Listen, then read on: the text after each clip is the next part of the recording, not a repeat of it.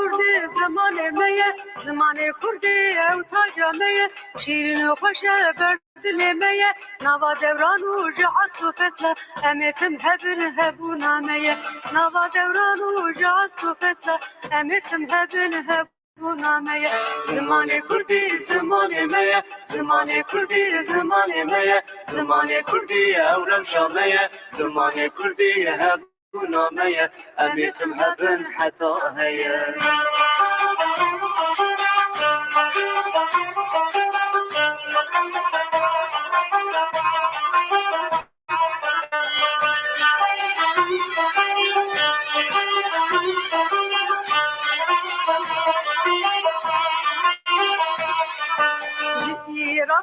جيراني جيراني جيراني جحالبي حتى شامي جحالبي حتى شامي جديار بكري جالي واني جديار بكري جالي واني كرد هنا لكردستاني كرد هنا لكردستاني زماني كردي زماني مية زماني كردي أورو شامية زماني كردي هبونا مية أميت مهبن حتى هي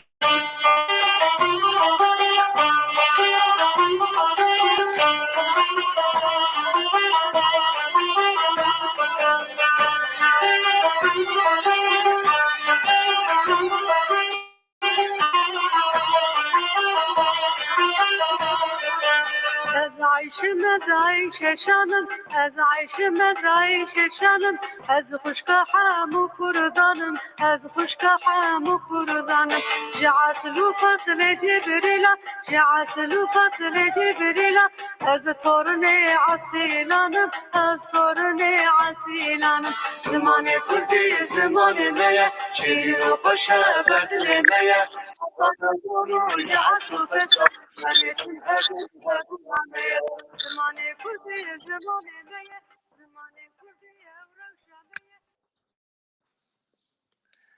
اری تماشاوان هیجا چاقا بخیر به ایوارا بخیر به ام ایرو دیسا لمال وقت خازن بنیوان بنی ایرو براستی ام تخازن برنامه که خوش جوار چه بکنی ایرو وقت انتظانن پازده گلانه جشن زمانی کردیه جوی مناسبتی جه مخواست ام برنامه که سر زمانی کردی چه بکنی زمانی کردیش بوی ما چقدر پیوسته چقدر گرینگه ام تخازن پیچکیل سر وی دنگ کنی تنه تئوریک تنه نج بوی پراتیکه جی ام چه گرک چه لازمه ام بکنی جبوی و از ام تخازنی که سر وی مجاری دنگ بکنی پیورا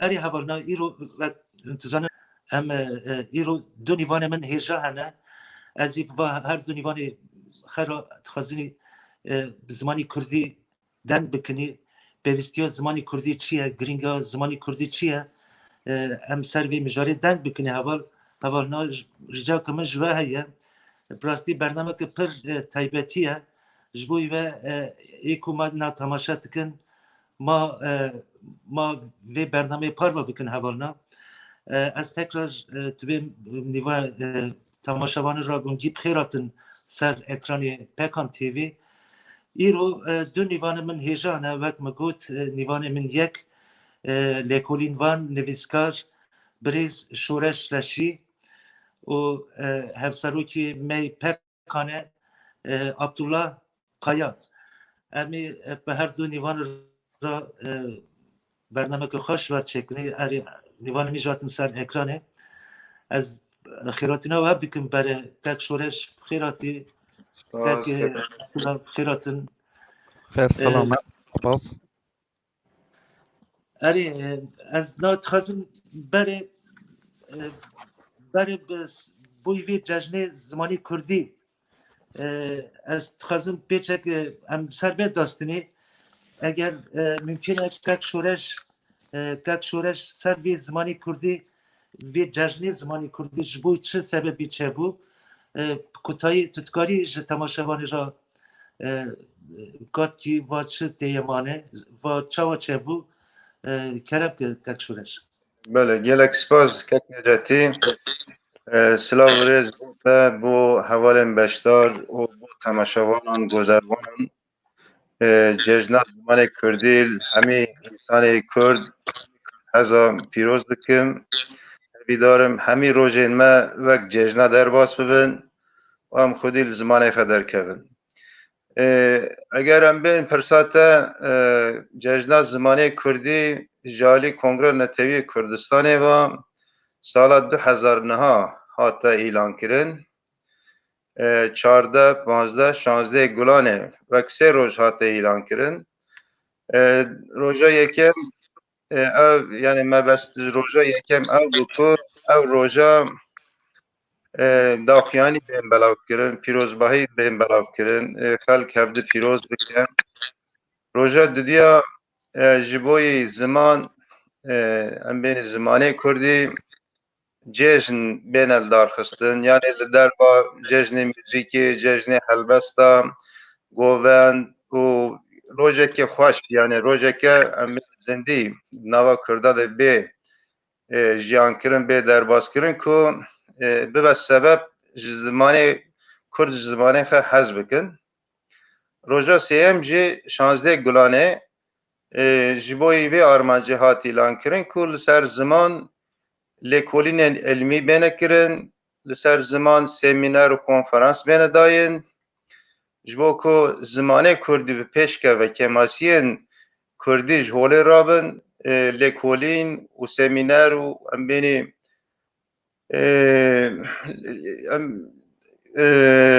جیوین انگل بکوارن که زمان به شیوه که علمی تکه و ناو خلکه تکه و ناو دنیای که زمان کردی جبه آستکه زمان دنیای دن اجبایی به کنگره نتوی کردستان سال 2009 بریار گرد که او 3 روزانه وک جشن زمان کردی اعلان بکن برپرسی کمیسیون وی دمیجی برز روزان حازم بود بگمان حوالی اندام کمیسیون جی گلک بون از وانا جی بیرتینم و سپاسی وان دکم که او روزا دیاری کردا کرن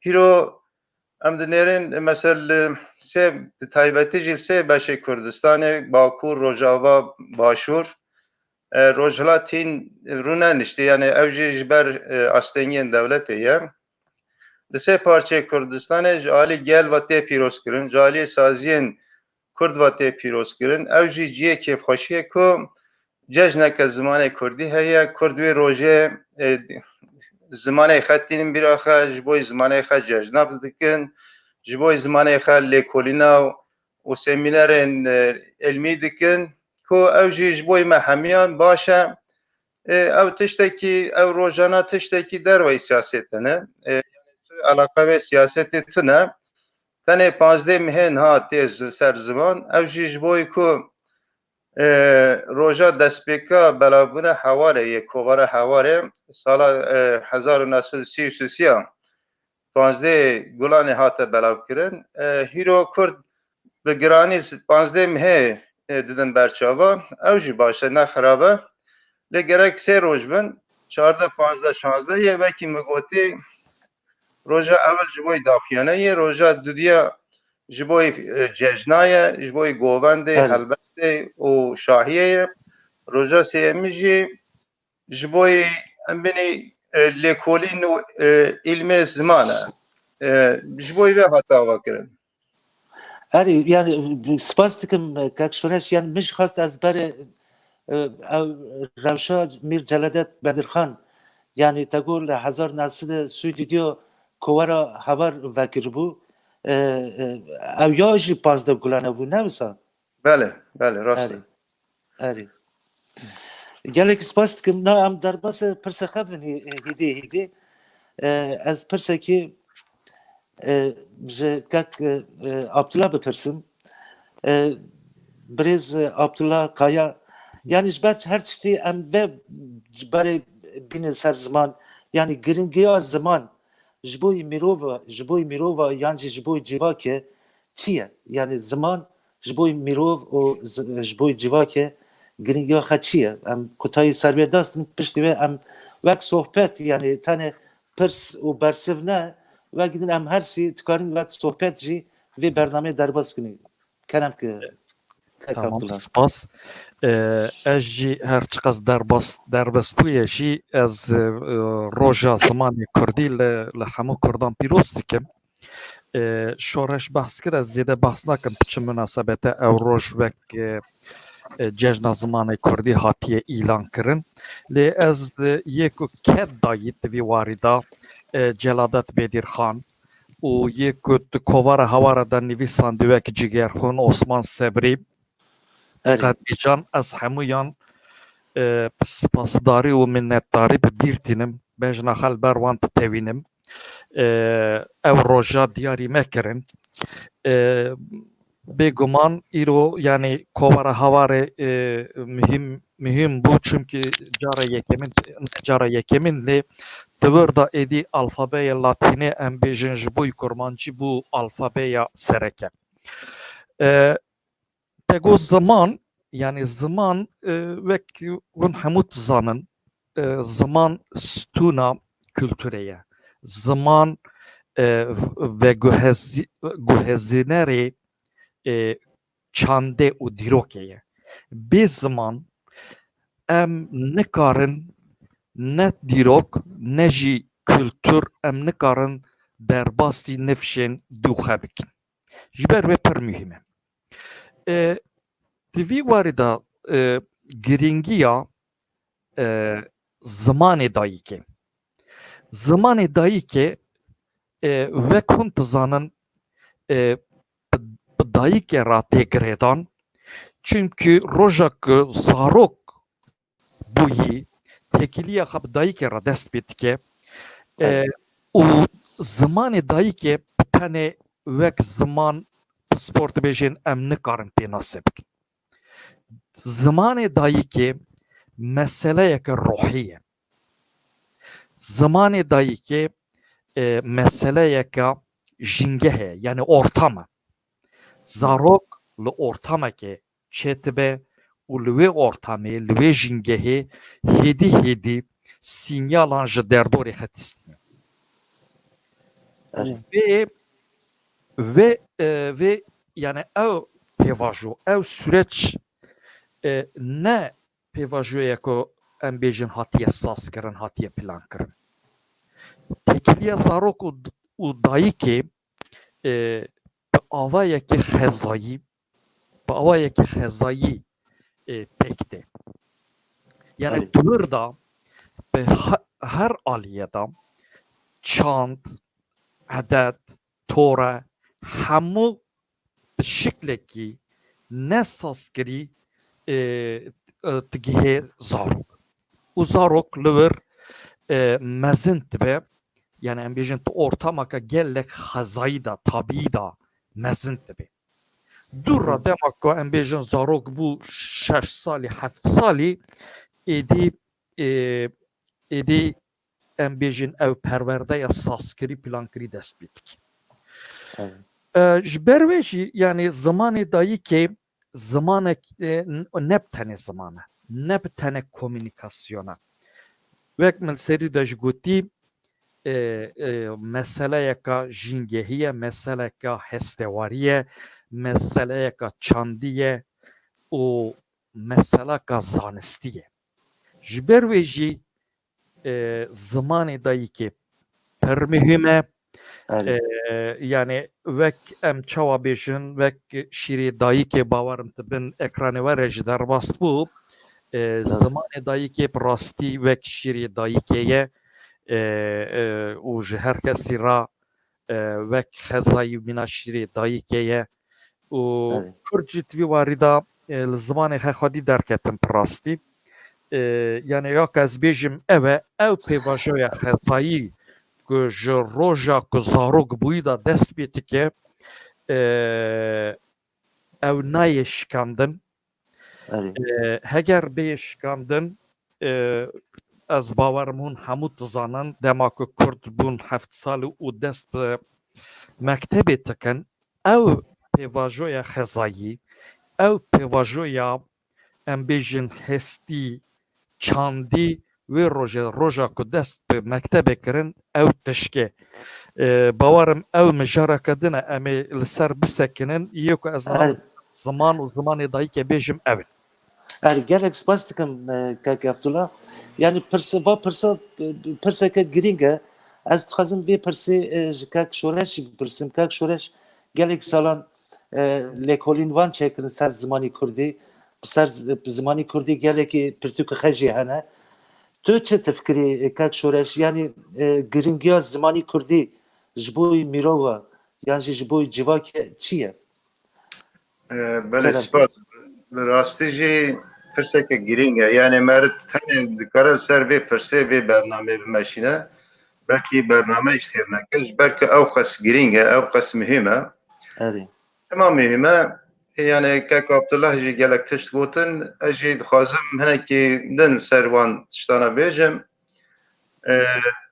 em benê zimanê dayîkê ne tenê ji bo em benê mirov hevde fam bike bi hev re deng ke bi hev re têkeve nava komûnîkasyonê ne tenê ew e dema dayîk ziman bi zarok dide fêrkirin dide hûkirin di heman demê de kültürê jî pê dide famkirin Erê.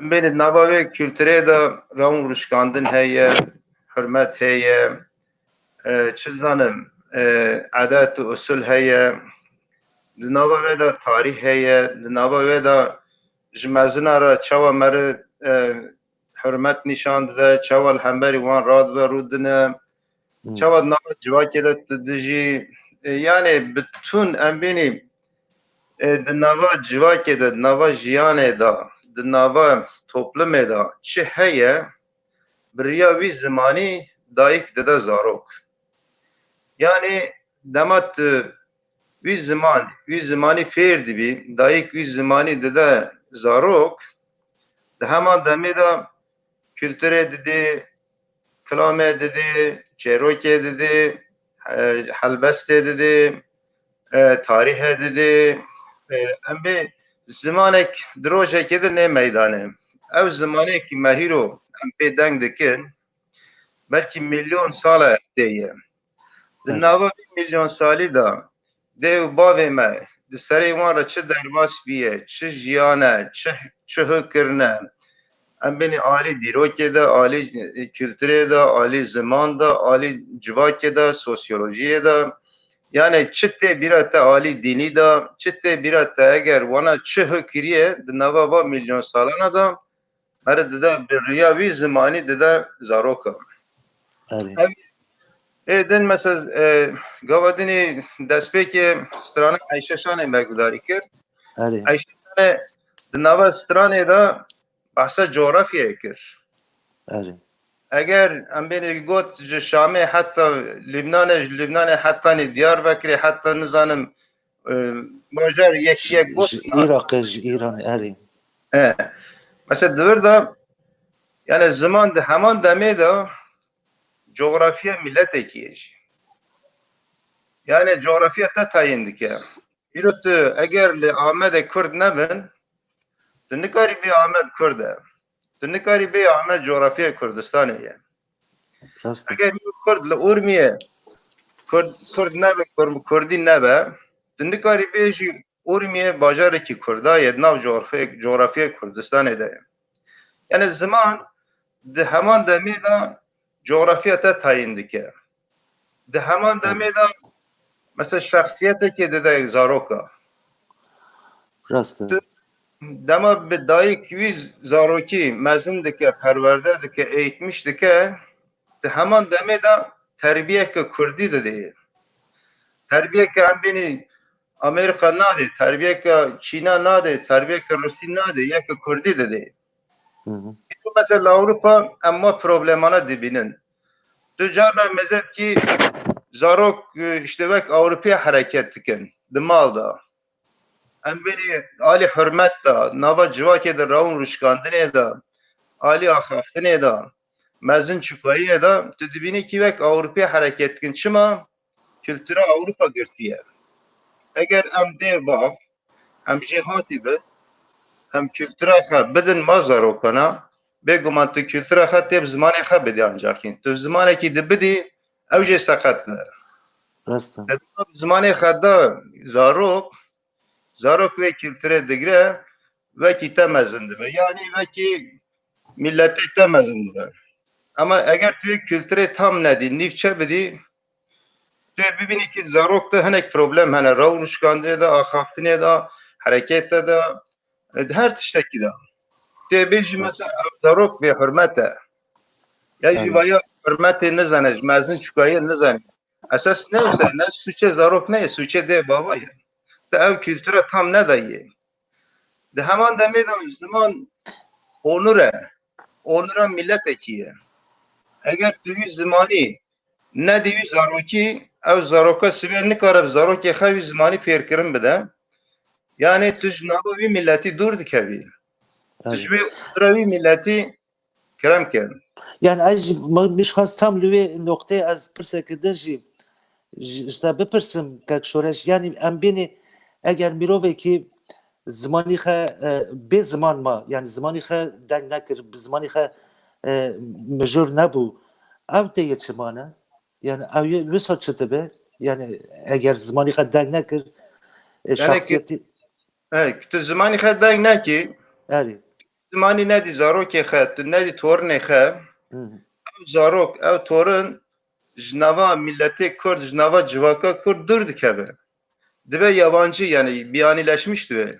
اری Ama ev zarok biyani bu yani bu millet bu endame milletteki dünyacı civaka kedin ev yani tünne kari beji ev kurdeci jberku yani vek havale Abdullah goti yek jistune direye milleta zmana eğer tu zaman venda beki tu hema demede kültüre vendat ki hema demede tu tarihe vendat ki hema demede tu حرمتا ده باو خوانداد کشبر کو او زمان یادگاری هدیه ده باو تیه اگر توی دارو که خه تجده باو خر به حرمتیت کی yani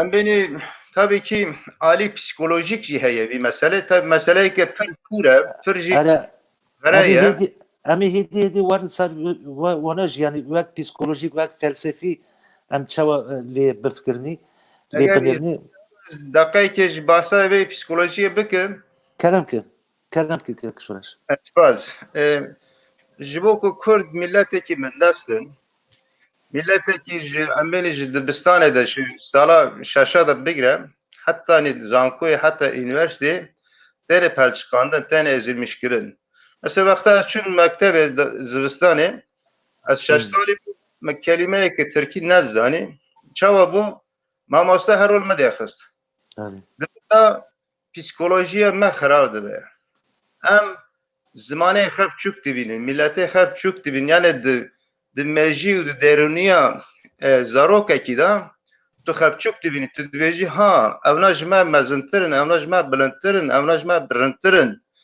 جبو تو خوازی ج ناسنامه خج کلتورا خج روحیت خج ام بین جواکه خ دور بکوی یعنی چر شخصیت مرو و خراب ده شخصیت زاروک خراب ده و پسیکولوژی yani psikoloji tabi ev psikolojiye ke kure frangeci tu dibêjî tu wana mezin dibînî tu zimanê xe milletê xe biçûk dibînî ev psikoloji hemî jiyanê li ser te dimîne halbuki bereksê ve ye yani hîra tarîh jî nîşan dide îlim jî nîşan dide ku zimanê Kurdî yek ji zimanê dünyayê herî kevne herî qedîme herî bi kok e mesela em dikarin ser şana jî gelek nixweş bikin spas آره gelek spas dikim kek şoreş yani ez ne dixwazim derbas kek Abdullah bibim Abdullah Kaya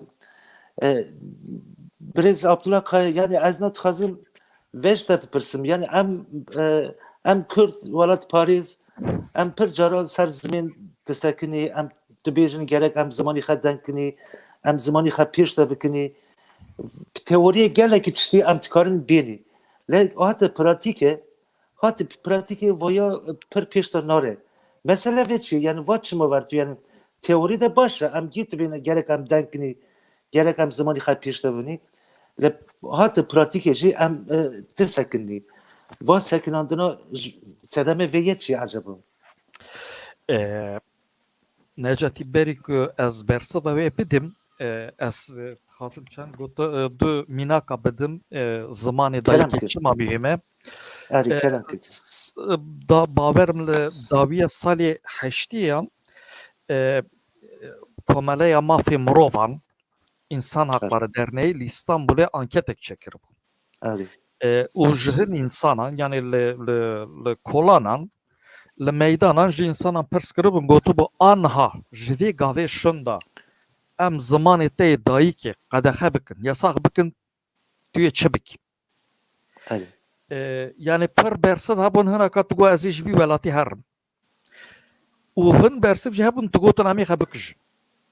erî Yani ciddi tu got ji vê gavê şunda zimanê min qedexe bike ez ê xwe bikişim. Ez nikarim bêyî zimanê xwe yê dayîkê ez bijim. Tiştekî din jî yani hûn tizanin dema ku însan kal dibe pir tiştî bîr dike. Yani bifikirin însanek pênc zimana jî bizana ki kal bû ki xurîfî zimanekî bi tenê ji bîr neke zimanê dayîkê.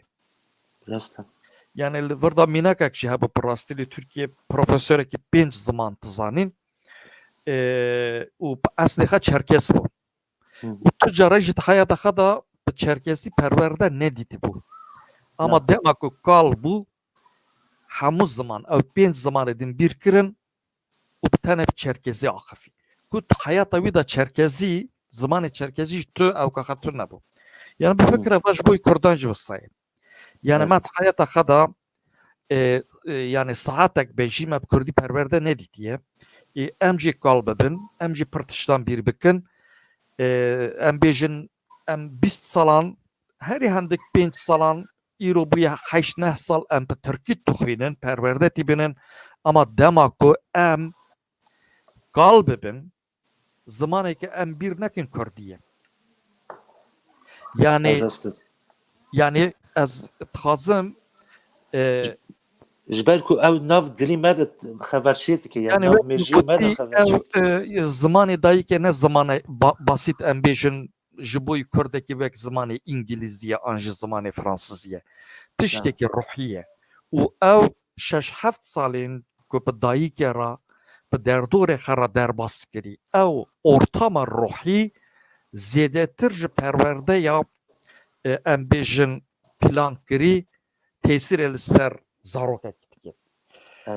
Ew wisa niha tu alîya ew ke da ya niha ez bêm serpirsa te rast e ya ku tu dibêjî rast e ama tiştek heye yani em Kurdên Anatolya navîn bi rastî yani şoreşvana baştir ji min baştir tizane em kengê hatine em çawa hatine ama ya ku xuya em yani herî hendik sesit sal ber vê em ji Kurdistanê derketine sesit sal herî hendik ez dibêjim em sesit sal ji Kurdistanê derketine yani cihê ku em lê zimanê xwe zimanê dayîkê te axivane em jê derketine em hatine ku coğrafyayê ku lê zimanê me neyê axaftin sesit salin û me zimanê xwe ji bîr nekiriye.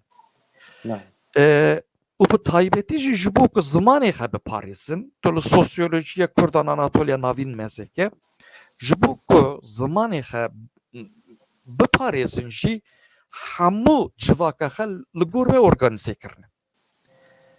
Yani tekiliyet navbera xwe da zewacat navbera xwe da û ticaret ekonomî her tişt navberê xwe de kirine. Yani biyaniyan ra em bêjin bi zimanekî din ra tekilî danîn wek ji xera wek xeteriyek dîtin. Heta salê heştê nûdî yani wisa bû. Baş tê bîra min ez zarok bûm dema ku min li Xulu navçeyê Xulu dixand heta salên heftê şeşe heta heştê yeka ez ne şaşim li Tirkiye du dukandar hebin, du dukandarê Kurd hebin. Ama îro rewş hatiye guherandin bi rastî yani ew hinek avayek parastinê bû. بهم فرصة ديسا نها يعني شورشش مثلا kitap نویسنده بکردی yani ev Evet. mecburiyetek bu hinek şi helvestaka çava bejim helvestaka siyasi bu yani te zamanı min qadaha kir ejib zamanı xey qadaha ez binifsi Evet. naha mixabim tıvırda yani heger Kürdi tütübeji tiştek tekeri tişteki neye fayda hattı neye deyu baf çıkas binin zaman jî yani giringi az zemin lev bikin jî ki hat pratike mixabin ve nikarin têxin pratike Evet. düdü yani îro êdî jiyana me ji aliyê amûrên dijital va hatiye işgal kirin resmen yani Hmm. tekiliyatı nav dê û bavan da dê û bav û zarokan da mixabin nemaye herkes telefonekî dest xetike û tekilî hevdû ra kut bûye Evet.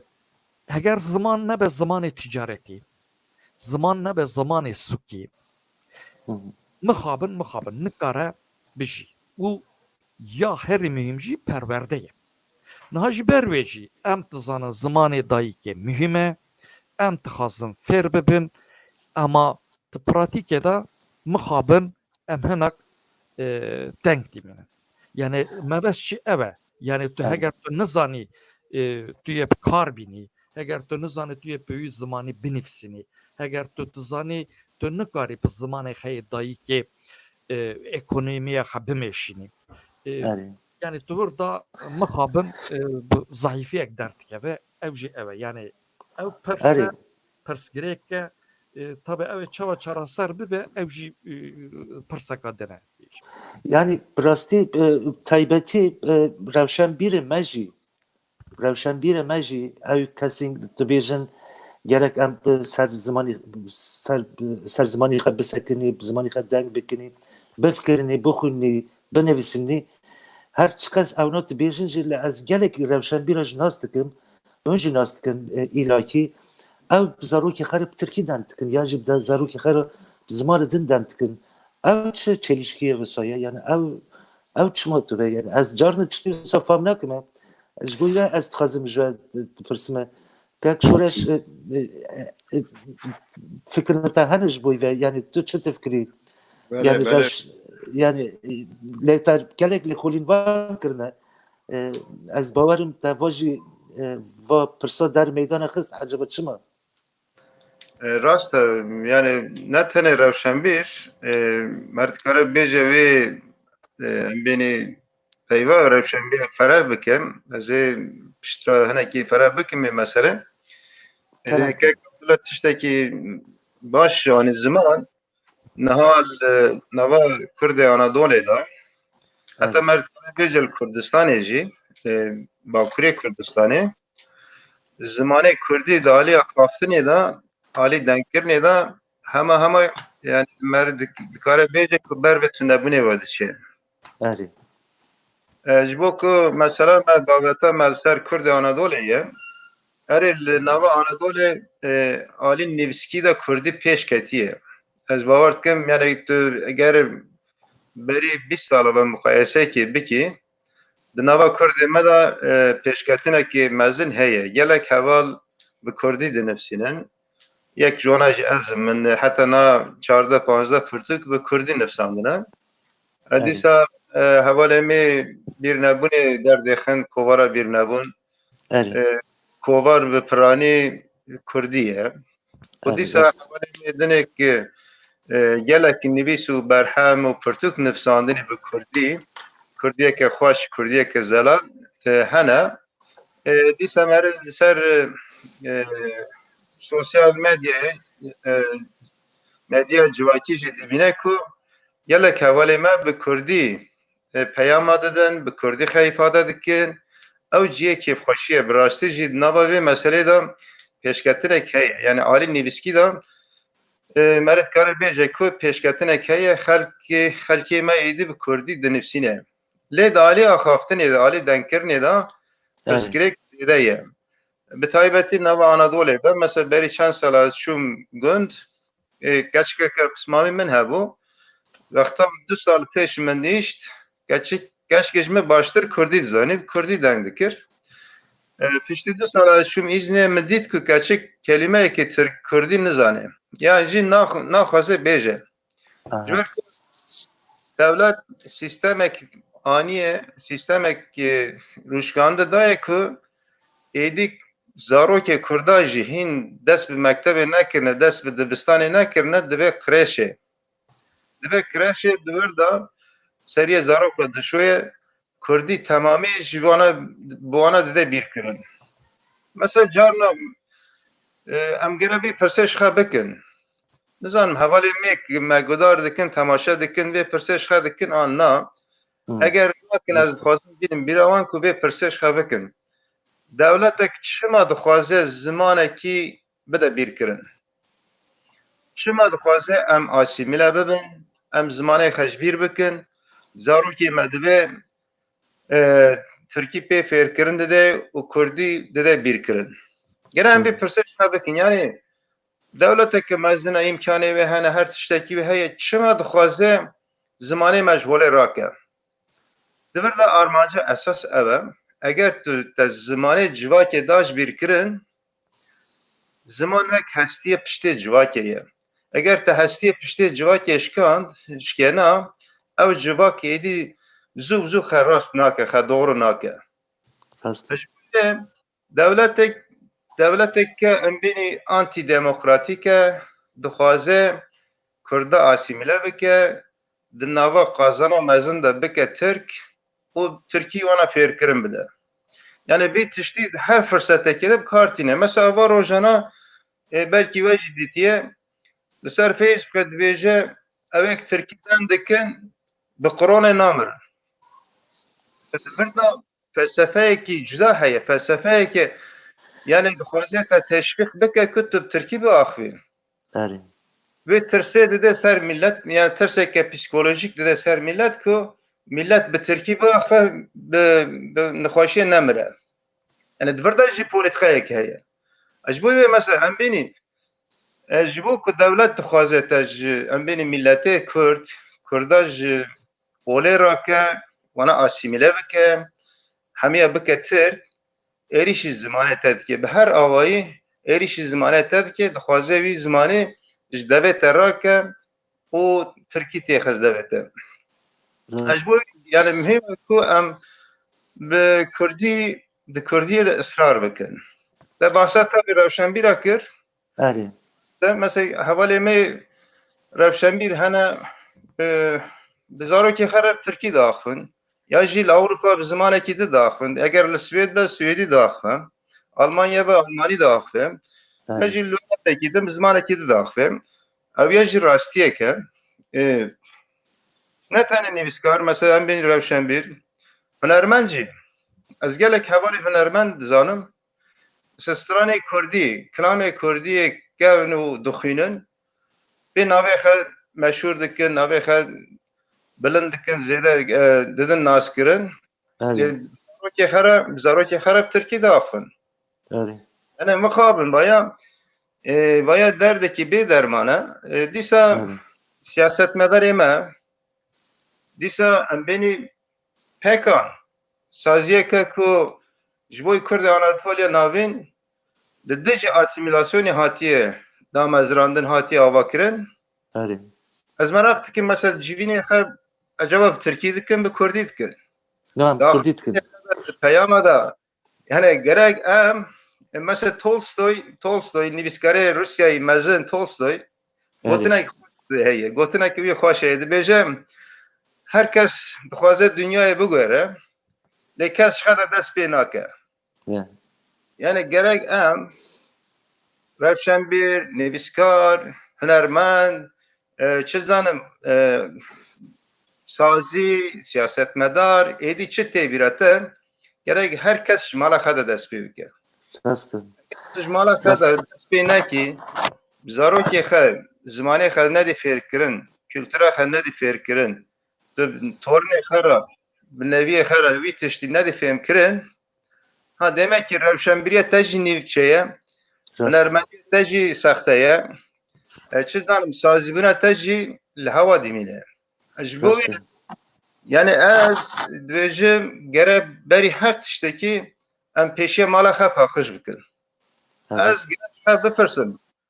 Min ev zimana, ev kültura dayê zaroka nede zaroka. Eger ez nedebim, ez nedim zarokê xwe, ez li hember wan suçdarim. Ev ê sibê, mesela li ber li sibê gelek mînakene, ez gelek insana nas dikim li vira, zarokê xwe re Tirkiye axivîne, piştre zarok mezin dibe, em bên dema zarok diçe dibistanê, diçe mektebê, li kîmilgeha xwe digere. Li kîmilgeha xwe esas digere, nasnama xwe digere. Mesela hevala da nav di mektebê de bi hev re diaxivin, yek dibe ez çînîme, yek dibe ez Rusîme, nizam çi.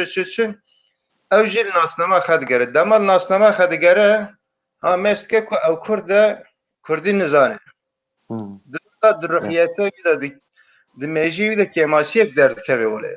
yani vek psikolojik olarak jî pir şahsiyetê xwe jî pir xirab dibe.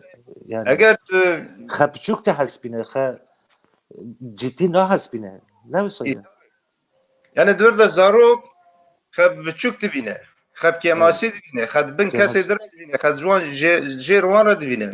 Ew jî ew psikolojiya ew ê tesîrê li dersê wî jî bike, ew ê tesîrê li pêşeroja wî jî bike, al mesleka wî jî bike, yani di meslekê de di jiyanê de hayatê de ser nakeve. Pir mühim e ku em zimanê xwe bidin zarokê xwe. Rêk tune. Eger em ziman nizanînin, eger kemasiye me ziman de heye, ev rastiyek e. Mesela pir Kurd Anadolê Kurdî baş nizanin, ev rastiyek e. Ha îro imkan hene. Tu dikarî Google'e de lêxî, di internetê de dikarî kitaba derxî. îro li her ciyekî tu yani li ku dere Ewropa ve tu dikarî dolarê bi 100 euroyê bidî, ji bo zarokê xwe hemî pirtûka peyda bikî.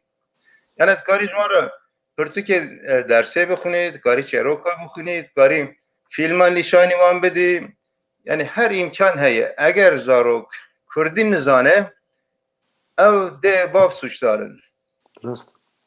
İşte em îşev dixwazin wî acaba kîjan ji me suçdar e, çima va pêş te nare, yani çiştî vê ye felsefî yan jî psikolojik sebebî vê ye çi ne ku em bi teoriyê denk dikinî le em vê ye der pratiğe nexinî.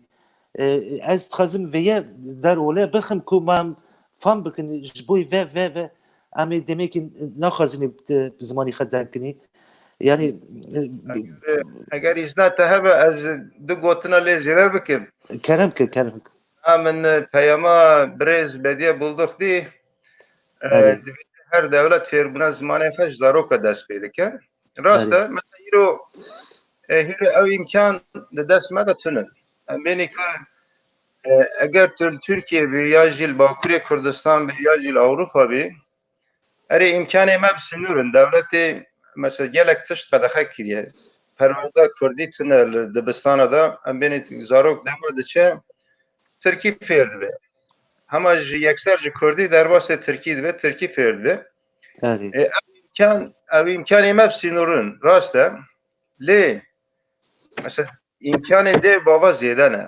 Eger bixwazin dê bav, dikarin di mal da zarok fêrî Kurdî bikin. Yani dibistana mekteba yekemîn mal e. Eger di mal da kî bixwaze, dikare wa zarokane fêrî Kurdî bikin. Eger Kurdiya min nebaşe, ez Kurdî nizanim, ez ê 4 pirtûka bikirim, her hefteyekî tiştekî bidim zaroka. Çawa yekî dîndar, yekî Müslüman terê mizgeftê terê camiyê li mêj dike, roja cumê terê cumê înê li mêj dike, yekî Xristiyan terê dêrê li mêj dike. Gere em Kurd jî rojekê ji zarokê xwe re veqetînin bêjin ku roja şemê yekşemê ya jî yekşemê em ê hîro meyve, navê meyve bidin zaroka. Heftî din em ê navê heywana bidin zaroka. Heftî din em ê navê cotkariyê, navê nizam teknîkê, navê çi em ê bidin zarokê xwe ku wana perwerde bikin. Erê devletê ji dest me girtiye, Lê nikare mesela ji em nikare asteng vekî em wî tiştî nedin zarokê xwe. Spas. Ez gelek spas dikim bi rastî te behsa hevalî bediya kir. Yani ev hevalî bediya ev kesî wekî wê ye bi rastî hem teorîkê de pêş diçûne hem jî pratikê de pêş diçûne. Zaroka top dike, zaroka kom dike, panara xebatê dike, spora dike, bazdanê dikine, tîlîzine, lîstîka tîlîzine. Ew klîbîkê me piçûkê ez rejî bixwazim hevalî me bêdiya klîbîk ji me re kişandibû.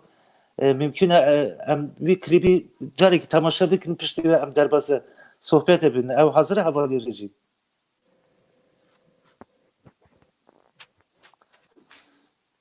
Hevalî Yusuf eger ev hazir e em wî klîbî ev zarokî şîrîn, keçê şîrîn ji me li stranekê dibêje. Bi dayîkê xwe bi te bide. Hazir e yan jî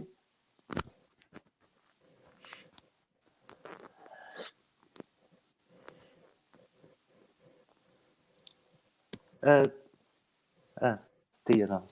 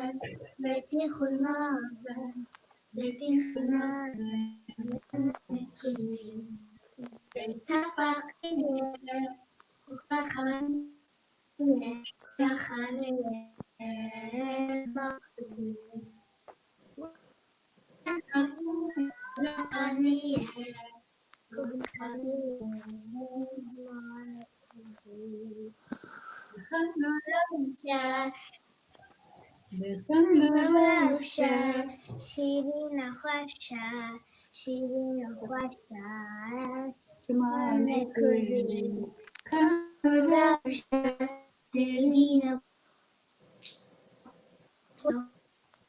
Evet.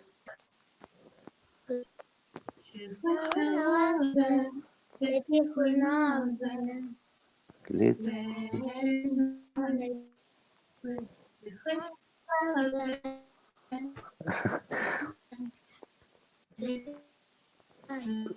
Tamam.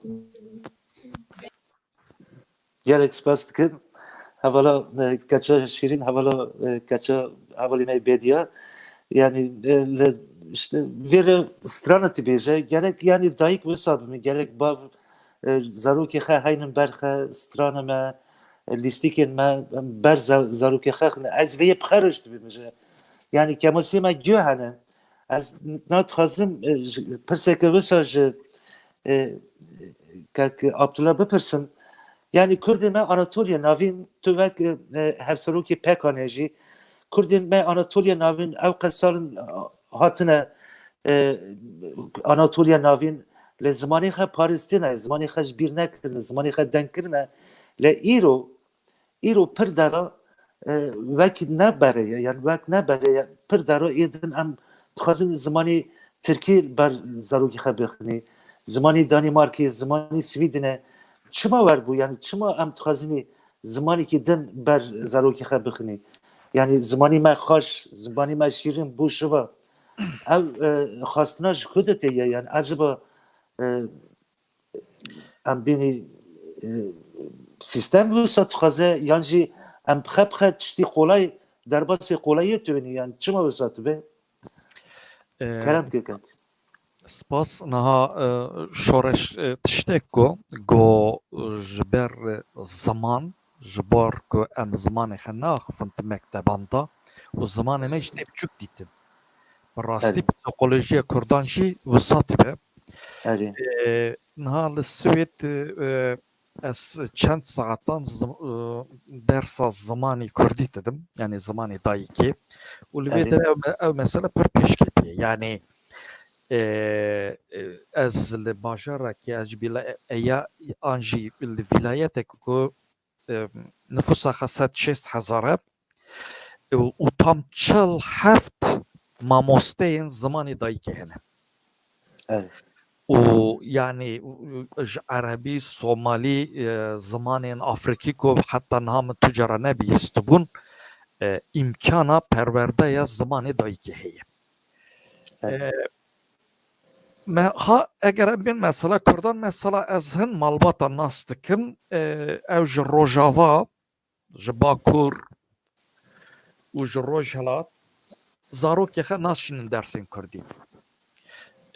Çima dibêjim yani ez yek bi yek bi dê û bavê wan re axivîme yekterin Erebî, Tirkî Evet. yaw dibêje pêşe rojê da zarokê me bi Erebî ê bi kêrî wan ware jê re fayda xwe bibe ama Kurdî nayê bi kar anî bi to Evet. al. Ji ber wê jî em dixwazin Erebî fêr bibe. Niha rast e yani milletek eger bibe kolonî bibe sömürge bi rastî tene bi zora silaha nabe. Yani tu tukarî milletekî bi zora silaha tu demekê bigirî. Ama ya ku milletekî tike kolonî sömürge hişmendî mantaliteye. Dema ku te ew bi milletekî qebûl kir yani desthilatdar dibêje ku tu muhtacî min î. Ji ber ku tu muhtacî min ez ê te bi rêva bibim. Tu nikarî xwe bi xwe bi rêva bibî. Rêveberiyê te ez ê bikim. Evet. Niha milletek heger bi wê bawer kir wê rojê dibe em bêjin kolonî sömürge. Rast. Yani demekê dibêjin li Hindistanê li Hindistanê nüfusa xwe 400 milyon bû û İngilîzan Hindistan bi 50,000 eskerî îdare dikir. Bifikirin 400 milyon însan û ji aliyê 50,000 eskerê İngilîzan ve tên îdare kir. Ew çiye çünkü İngilîzan Hindistaniyan bi xwe baweriya xwe tune. Yani ew 50,000 esker pêwîst didin yani ew ancak wan îdare bikin. Ew xwe bi xwe îdare nakin. Em bixabin yani ew pêvajoyek li ser Kurdan te meşandin jî pêvajoyek. Te heyedî Evet. qebûl kir zimanê min bi kêrî tiştekî nayê tu yê zarokê xwe bişînî zimanê Erebî an jî Tirkî. Ez ne dijî zimana me şaş fehm nakin ama zimanê dayîkê zimanê mühimtirîn e. û Swêd jî derfetek wisa te afirîne yani Swêd jî dibêje ku însanê ku zimanê xwe yê dayîkê nizane însanekî kêm e. Evet. İnsanekî kêm e em jî vatandaşekî wisa naxwazin. Em vatandaşekî tamam dixwazin. Em Rast. vatandaşekî kêm naxwazin. Hı. Yani helbesta wan jî ew e. Êtivir da pêwîst e em ê psîkolojiyê bişkerin. Hı. Niha dîsa şoreş goş zimanê Kurdî zimanê zengintirînê yek ji zengintirînê dünyayê. Bi rastî wisa ye me ew rapor dît zimanê nehemîn e li Ne dünyayê. hemin evet. Rast. Tirkî di dora 21 de ye. Evet. Ez biçûk nabînim şaş fehm nekin yani ew ziman belkî sedan salane perwerde pê nebûye biçûk hatiye dîtin her ji her alî de hatiye perçiqandin ama dîsa jî zimanê nehemîn e li dünyayê ê zengintir. Evet. Niha heger em vê mantaliteyê neşkerin yani ew dê û bav bawer nekin ku rojekê Kurdên xwe bi xwe bi rêve bibin û zimanê Kurdî jî ê bibe zimanê ekonomiyê, bibe zimanê perwerdeyê, bibe zimanê bibe zimanê soqaxan, ê bibe zimanê meydanan mixabin em mesela yani tevir da rastî problemeka mantalite heye. Em vê mantalite bişkenin ez bawerim em ê serkevin. Anna îro ji vi saye li aliyê din mesela mîneka din bidim yani sê telebê min hebûn 15 salî şûn de hatibûn Swêd بله li Sûriye bi erebî xwandibûn Hı hı. 3 salin hatibûn Swêd. Em rojekê şûn cihekî bi erebî ew her sê li paş rûniştin ez û hevalekî jî li pêş rûniştibûn meze kir di navbera xwe de Swêdî diaxivin. Di navbera xwe de Swêdî diaxivin ez vegerîn migo hûn mezeke hûn Kurdî dixwînin. Hûn erebî dizanin hûn 3 salin hatine Swêd û hûn bi Swêdî diaxivin. Çima? بله Ego yek Facebook bi Kurdî tune ye. Nizam Twitter bi Kurdî tune ye. Perwerdema jî sahateke hefteyê Kurdî ye. Mixabin bi Kurdî bi kêrî tiştekî naye. Tu fêde xepme tune ye. Yani ew qas zelal ez bêjim. Em heger vê mantaliteyê neşkenin em nikarin serkevin. Yani em nikarin kesî îkna bikin û em nikarin bikin jî mixabin. Yani hin insan hene bi taybetî ji bo ku zarokê xe ji vê îmkana li Swêd îstîfade bikin pir li ber xwe didin. Ama hin insan jî pir rehetî zarokê xe dişînin erebî بله û Tirkî. Mesela malbatek ez dîsa tişanim yani du zarokê wan hebûn yek tişandin Kurdî yek erebî. Digo ma her du jî bibin yani. Yani qut nebûye ez bêjim ji mantaliteya sömürge wî xe qut nekiriye. Yani بس dîsa jî نکریم aliyekî bi zarokekî xe bi sîsteme ve giredayî dibîne. Ya mühim yani ya ku ez bêjim ew mesele ne meseleya tenê yani ziman ne bi tene meseleyeka ziman e. Wek bi ziman em nikarin sinor bikin. Meseleya ziman heman demî da meseleyeka siyasî ye.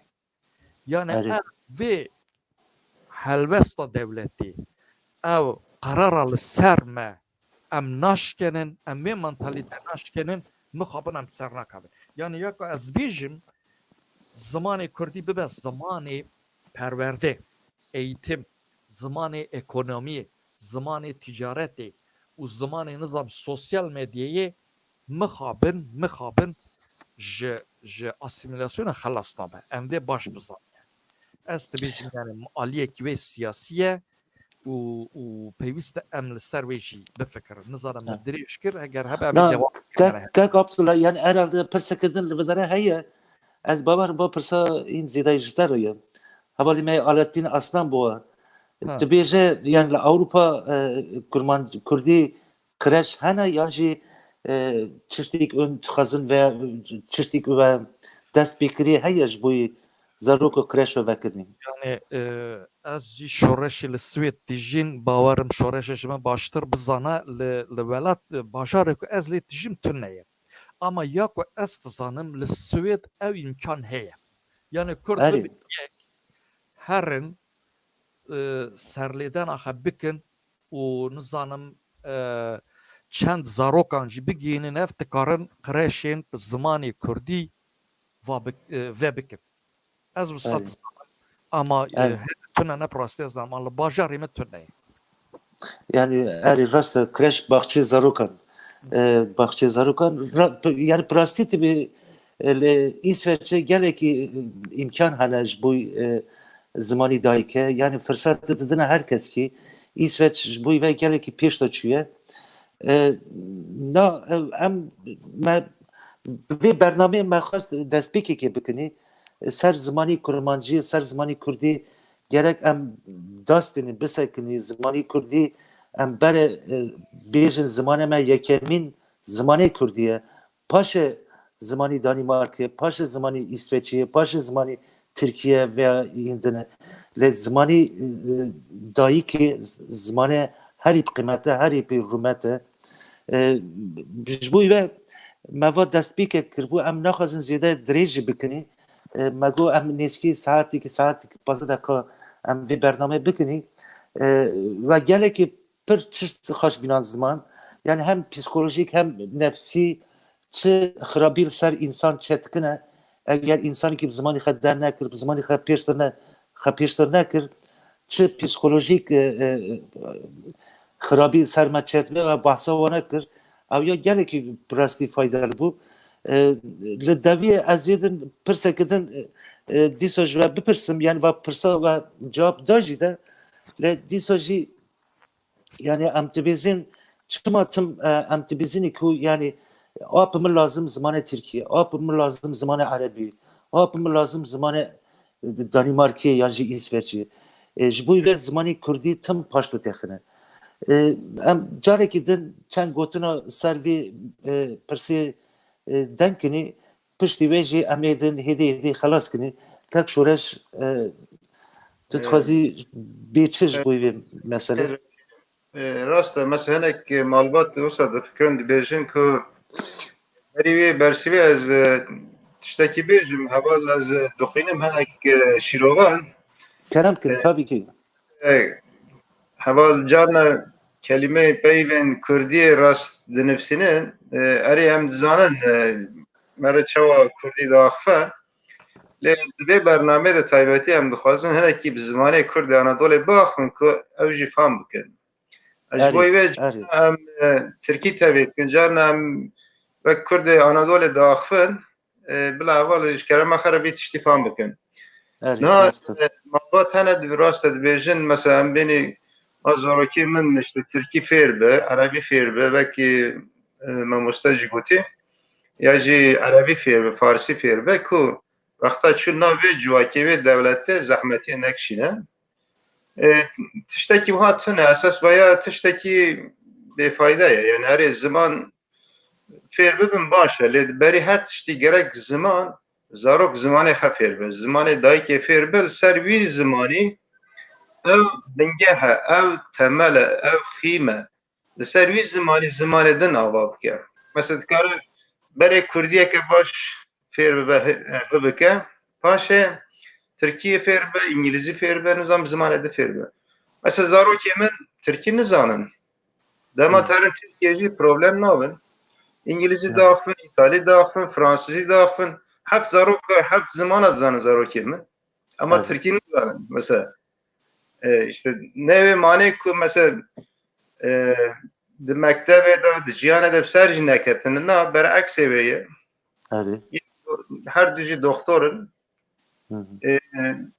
zimanê din heft ziman herêk heft zimana dizane Tirkî jî nizane nevê ku dema çûn Tirkiye pêrişan dibin ya jî ezilmiş dibin nizam çir dibin na tiştekî wiha tune tu her tiştekî eger tu dixwazî Kurikê te zarokê te bi ser kevin di mektebê de di heyatê de jiyanê de bi ser kevin xwedî tiştekî bin tu gerek berî her tiştekî zimanî xwe kültürê xwe bidê wî zarokî ki şexsiyeta zarok bi quvvet be eger şexsiyeta zarok zayıf be di mektebê de jî bi ser nakeve di nava civakê de jî bi ser nakeve li pêşerojê jî bi ser nakeve ji bo wê ew pir muhîm e ku dê ba zaroka fêrî bere zimanê dayîkê bikin eger Tirk e bila Tirkî fêr bibin Kurd e Kurdî fêr bibin eger milletekî din em zimanê wî fêr bibin hinek pir saetin min xwandin ez dixwazim hinek bersîbê kin bidim man jî mesela heval Alatîn Aslan bi we pirs kir got li Ewropa kirêj hene li Swêd heye bi xwasî ez zanim du hebene li Stockholm taybetî lê li mesela li Swêd ev imkan heye dewlet imkana hinek imkana dide em bênî her gemnetewa her minorîtet ku zimanê xwe bi pêş bixin ji bo imkan hene lê ji bo ku em ji we imkanina îstîfade kin qadro lazim e em bênî kesê wî bi wî mesele re alaqedar lazim e ku qirêşa vekin dibistana vekin yani vakta xabidni. Maalesef devir de em kemasiye kedijin. Tane evveli me Hayrettin Güven لسر proje که وی هبول سروی تشتی کور بود خواست مکتبه که وکه نزانم نه چه استیده اله وی هول داده کو مکتبه که وکه yani imkan hani eğer em bixwazin kadroya me hebin insanê me hebin dikarin bu imkanla istifade bikin hatta dikarin ji yekîtiya Avrupa Birliği jî istifade bikin mesela eğer emek pekan bikaribin zextekê bidin ser yekîtiya Avrupa em dikarin hinek mafab dest bixin ez bawer dikim mana berî çend sala soz jî dabûn ku pekanê qebûl bikin barê hevdîtinekê bikin eğer tiştekî wiha li pêşerojê bû gerek em ji wa tiştana istifade bikin ji wana hinek daxwaza bikin ew yek duya me hinekî behs kiribû heval Yılmaz Polat û eri eşkurik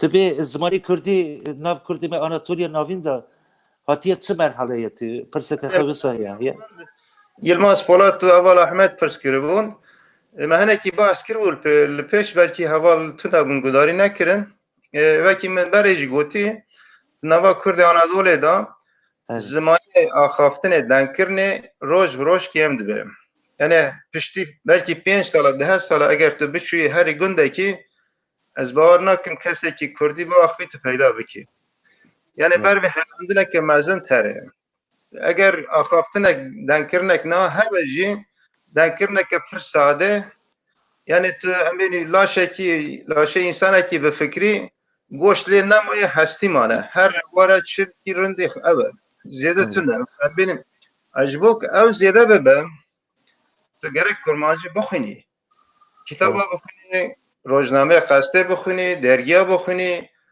internetê de tişta mezekî niha imkan pirin kitap pirin dergî pirin her imkan heye eğer tu bixwazî zimanê xwe pêş xî zimanê xwe dewlemend bikî gerek tu ji wa imkana istifade bikî mesela em bênî Silamê me 5 salî berê hene gudarî bike tu kelimeyeke Tirkî nav de nabînî hîro tu mezeke zaten kilam jî nemane û kurmanciyek em diaxme jî sedî şêst heftê Tirkî ye ji bo ew ya rabe yani merhelek niha em tê de alî denkirinê de em roj bi roj zayıf dikevin lawaz dibin lê alî nivîskî de pêşketin heye vaya yani vaya di nava Kurdî batur bilîskî de problemek e alî nivîskî de pêşketin heye alî denkirinê de paşketin heye em roj bi roj kurmancî denkirinê ji bîr dikin lê di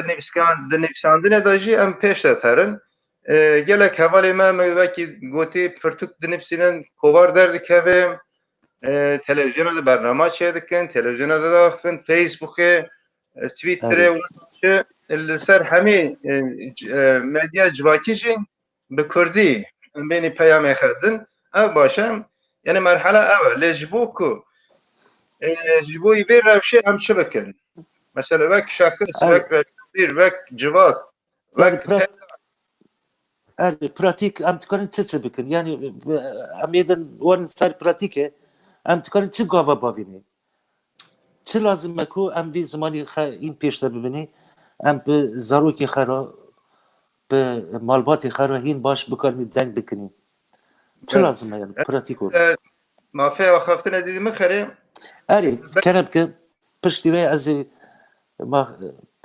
bi kek Abdulatim kerem ki baş spas niha min gelek cara di gotina xwe de anî ziman hetanê ki em di mal da dest navên jin vî karî vî îşî em bi ser nakevin herê dengî hene dewlet qedexe dike dewlet yasaxê dike imkanê mê perwerdê tune mekteb tune nizam çi bana hene ew rastiyek e gelo mesela em dibêjin em Kurd eğer em xewek Kurd pênase dikînî tarîf dikînî eğer hinek hebek jî onura me hebe em ê di mal da madem ki ew dixwazin zimanê me ji holê rakin madem ki ew dixwazin me asîmîle bikin em jî bereksê wê em ê rûnin li mal Kurdî fêr bibin Ejerunum zaroki xera nevi xera kitabı çiroka bixwînim. Mesela pekane pirtûka kitabeke çîroka bela kir ve şan bela kir. Erê. Mesela Kurdi Anadolu her yek ve ye nakire nake mala xe ji zarokê xera naxwîne. Çima ji neviye xera ji tornê xera naxwîne. Yani belki daha evrevî herin tiştek ne yani. Tu daha euro didî tu zarokekî qezanç dikî, tu kimlikekî nasnameyekî qezanç dikî, tu zimanê xe milletê xe diparêzî. Ez bo wê gerek berî her tiştekî em ji mal dest pê bikin. Eger di mal da dê bav gerek ji xera bikin prensîp hefte carekî hefte du cara bi zarokê xera rûnin dersê Kurdî. Ha tu Evet. Kurdî baş zanî serçava rast e dikarî pirtûkekî bikirî bi 5 euro tu rûnî ji zarokê xera bixwînî. Bêjî ku navê meyve ev in, navê çûçka hev in, navê nizanim heywana ev in, navê çi vayê ye. Bi vî avayî tu dikarî zaroka fêr bikî. Ew yek. Erê. Mesela em bênî zimanê me hemiya ye. Partiya û siyaseta ziman tune. Dibe ku partiyê me cuda bin, dibe ku dîtinê me siyasî cuda bin, em farklı düşünmüşlüğünü ama zimanê me hemiya ye. Tabii. Gerek hemî evalekî em bênî siyaseta wan cuda ji rêxistinê din, ji partiyê din jî dest bidin destê hev. Di alî ziman da gerek naberê me de sınır nebe, gerek siyaset nebe, gerek astengî nebe. Em rûnin bi hev re kar bikin. Rast. Ew siya mesela imkan îro mesela Kurdi Anadolu taybetî li Avrupa, el Anadolu jî rewşa me ekonomî baş e. Yani dibêjin mesela navçeyê me Türkiye herî dewletmend in. Kurdê Anadolu zengîn in, dewletmend in, perê wan hene, imkanê wan hene. Em Erê. dikarin filmê zaroka çekin. Em dikarin filmekî ya jî CD strana çekin, klama çekin. Em dikarin çîroka bixwînin, filmê çîroka çekin. Em dikarin henekê xe, yaraniyê xe bi film çekin. Yani tu gerek gor demê, gor zemîn gava bavêjî. Tu gerek îro mesela her tişt li ser internetê, ser dijital e. Ji bo wê gerek em jî giranî hinekî bidin dijital. Madem ki wisa fermo. Kesek çar kes derdikevin dibin sponsor, tu jê re filmekî zaroka çêdikî, tu jê re çîrokekê dixwînî, tu jê re kilamekê dixwînî, bi hezaran, bi milyona kilamê me zaroka hene. Eger çar zarokî mîna keçika heval bêdiye derkevin wa kilamana bixwînin, ew jî mer bibe dewlemendiyekê, bibe örnek, bibe mînak. Em ê çi bikin? Mühim in. Niha pek saziyeke me ye, saziyeke ji bo ku asimilasyonê bide sekinandin hatiye damezrandin, gerek hevalê me Avrupa taybetî dewlemend alîkariya madî bikin. Erê em bêjin her yekî tiştekî dikare alîkarî bike. Ew ê perê wî heye dewlemend dikare hinek pera bide pekan filma çêke, pekan pirtûka çêke, pekan îroka bixwîne, pekan em bênî kilama bixwîne. Yani em bênî va tiştana bi dest bi hevdî girtinê dibe. Tu eger destê bigirî, tu piştgiriya hev bikî, em dikarin vê asimilasyonê hinekî bidin rawestandin, hinekî bidin dûrxistin ya jî girankirin. Vekî de Facebookê heval dikarin peyamê xwe Kurdî binivîsînin. Heval yani erê zehmet e belkî ez dizanim zehmet e, merê hewl bide. Merê zorê bide xwe ku bi Kurdî binivîsîne. Merê dikarin hevalê me şanoger tiyatro dilîzin. Dikarin xwabînê her nav gunda tiyatroya Kurdî bilîzin. Yani her nava gundekî nîv saetekê tiyatroyekê bilîze ji zarokê Kurd ra, ew zarok jî kêfxweş dibe. Vê naberê de ziman fêr dibe. Tu zimanê xwe pê didî hezkirin. Vekî din mesela em bênî pêşbirk yan jî yarışma. Na pekanê yarışma ew kê dabû dest pêkirin a çand û külturê. Sala Çînê me roman romana de yekemin hat hevalekî dijî di nivîsekê de yekemin hat. Mesela divir de gel bir tiştî teşvîq bikin. Di helbestê de, di romanê de, di çîrokê de, di stranê de em ba tiştana yani yarışma ya jî pêşbirkan pir bikin bi pêş bixin ku em zimanê Kurdî bi zaroka bidin hezkirin. آره Te de hezkirin zarok fêr dibe yani zarok mesela wexta biçûk be tu karî zarok ra sê çar zimana bi hev re biaxî zarok fêr dibe. De eger tu hewl nedî dê bak hewl nedin vê imkanê nedin zarok jî ê mağdur bimînin gunahê wî zarokê. Spas. راست gelek az gelek spas kak şoreş prasti fikir û ramana te tavsiye te gelek xweşin gerek herkes ki wana bike ew hevalên me ji me re nivîsîne tu bêne em çawa dikarinê pirtûkê kak şoreş bikirinî yan ji dest xexinî me hevala ji nivisanên hevalê Hacî Delalî ji me re nivisandî em ê kitabê me re hene pirtûk û kak şoreş ji me re hene em ê ji wer bikişîn hevalina xeberê bidin em ê ji wer bikişînî ez gelek spas dikim kak şoreş ez na me got em bername ziyade dirêj nekinî em êdin gotina xwe dewî jî bînê ziman yani kak şoreş gelek tiştî xweş bûyî pekan e bînan ziman tu wek hevsarokî pekan kak Abdullah Kaya wek pekan em ji vê demê şiva gerek çi lazim e ku em însanî me Kurdên me Anatolya navîn em zimanî wana hîn pêş de bixin yani çiştî çê bikinî ku ma kolay zimanî xwe denkin bi zimanî xwe bifikirin gerek çi lazim e gotina te deviyê çi ne em wana ji bigirinî kerem kir Lê hevalekî pirsa kiribû gotibû hevalê şoreş bersiv da em ez ê hin tiştekî lê zêde bikim gotibû Kurdî di nav Kurdên Anatolya navîn da di çi merhelê de ye. erê Ricaka min heye ji Kurdên Anatolya navîn ma li denkirinên xê rojane mekin. Îro Kurdên Anatolya navîn êdî bi zimanekî nikarine xwe îfade bikin. Mecbûrî Tirkî tevî dikin.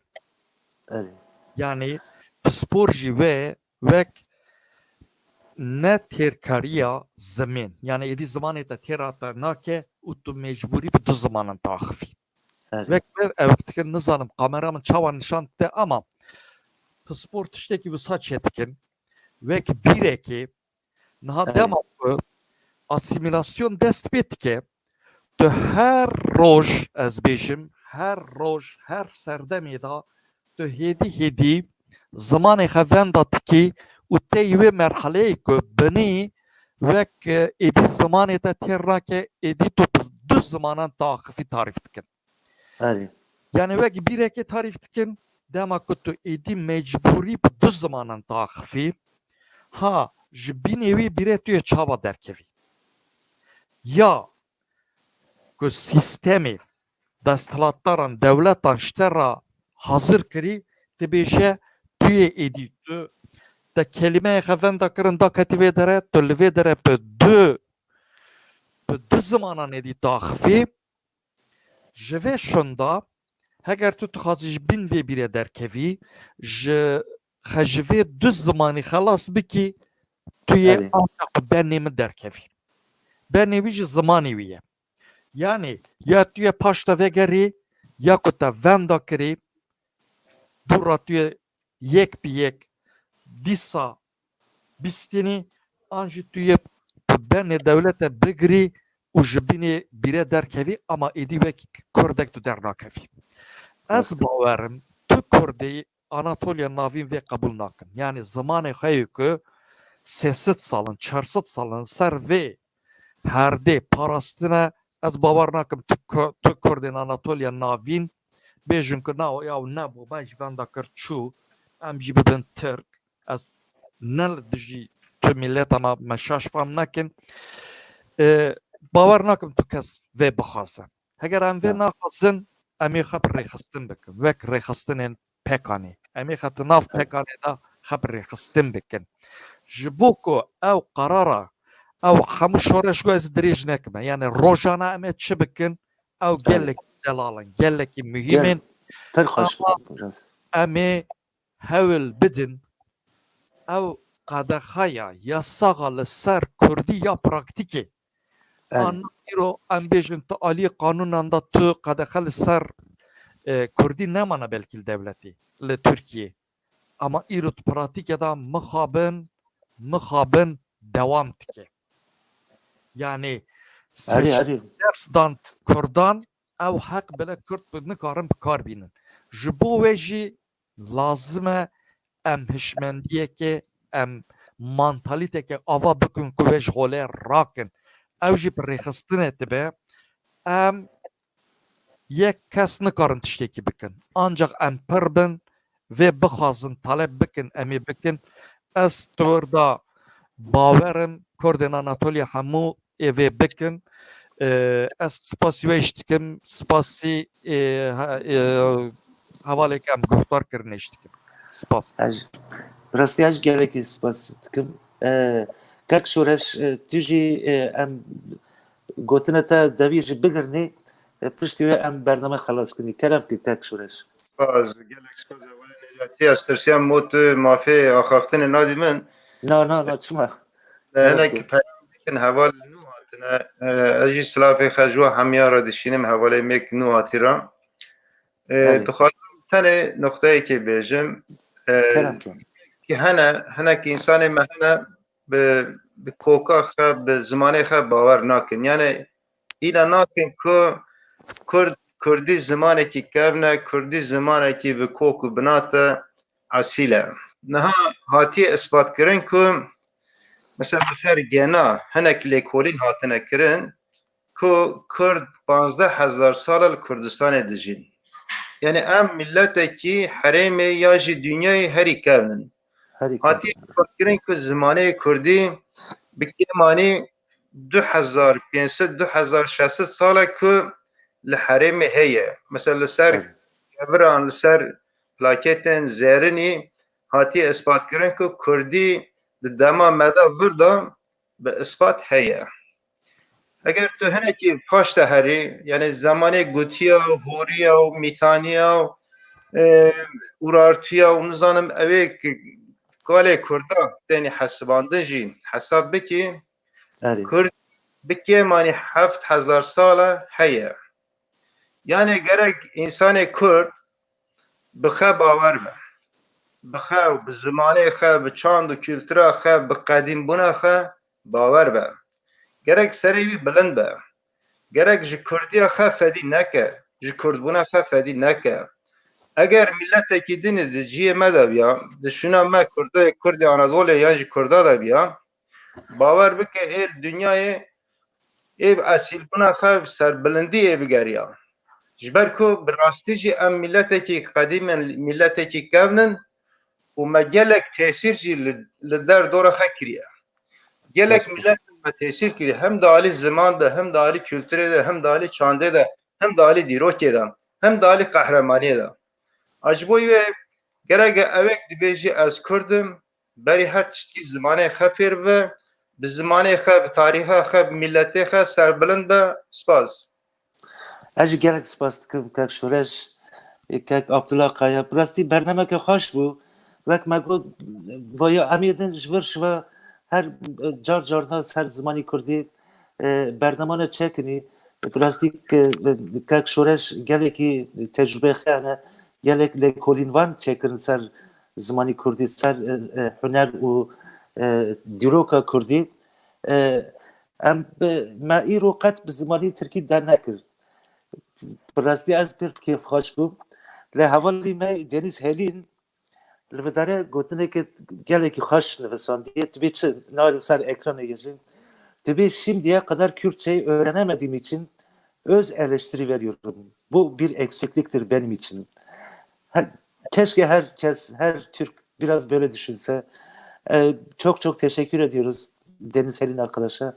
Az gerek spas tıkım kak Şureş, kak Abdullah Kaya ام استرانی که برنامه خود خزین خلاص کنیم استرانا آرام تیکران ناو زاروک رشدی دبی زمانی کردی زمانی میه گلک سپاس نجاتی سلاو ریز بو همه گداروان و تماشاوانان سپاس سپاس از گلک سپاس دکم Evar baş. ایوار باش کرم کرد